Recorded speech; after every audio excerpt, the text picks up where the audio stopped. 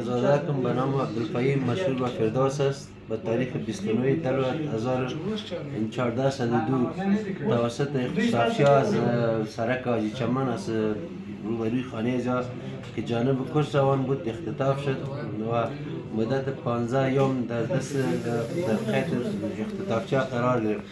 چون پدرش یک مامور عادی دولت بود، یک انجینر بود، نه کدام پیسه‌دار بود نه کدام چیز دیگه بود. مقصد این اختطاف کردن از پدرش با مبلغ 8 لک دلار امریکایی درخواست داشتن.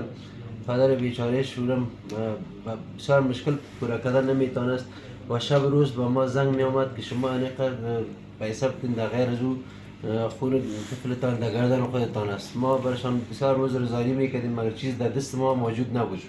بالاخره توسط مجاهدین امارت اسلامی امروز یک شنبه که توسط مجاهدین امارت اسلامی عملیات در ساحه تیمنی حوزه چهارم صورت گرفت و طفلک ما پس از دست قید نمایندگان پس به ما تسلیم شد.